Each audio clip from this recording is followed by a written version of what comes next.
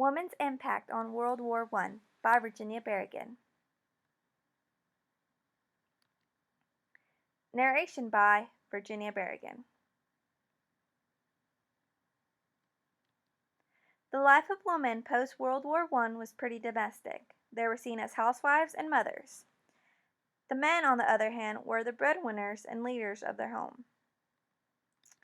In 1914, when the war started, many men were sent to war, leaving their wives and children behind. The United States joined the war in 1917. In Britain and in the United States, women took charge. In 1918, nearly 3 million new women workers were employed in food, textile, and war industries. They would take many jobs like train cleaners, streetcar conductors, radio operators, postal workers, and police patrols.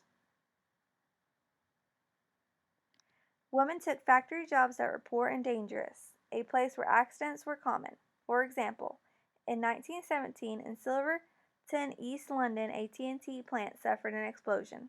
73 people died, as well as destroying many homes around the area. Dangerous chemicals were another factory risk. Those chemicals would cause health problems. Yellow parcel turned thousands of workers' skin yellow. They also had to deal with a gender gap. Many women were paid less than men that were doing the same job before them. 12-hour shifts were common, and sometimes women would work 13 days without a break.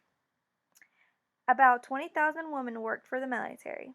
Women and the girls washed the clothing of officers and soldiers. They sewed and knitted coats, underwear, and socks.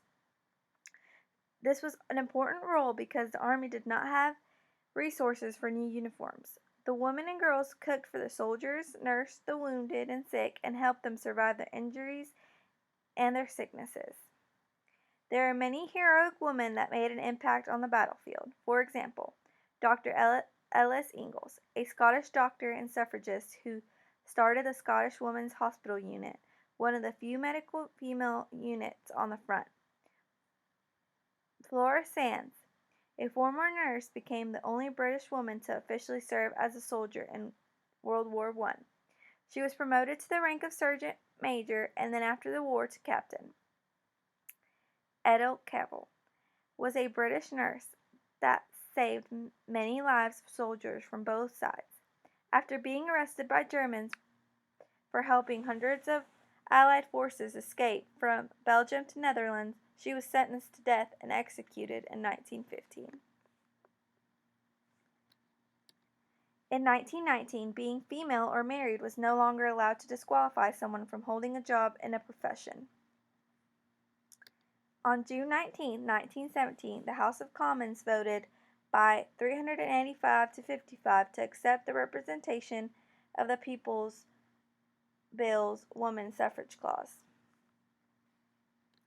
In 1920, Congress grants all American women to vote. The war changed women's lives mostly for the better.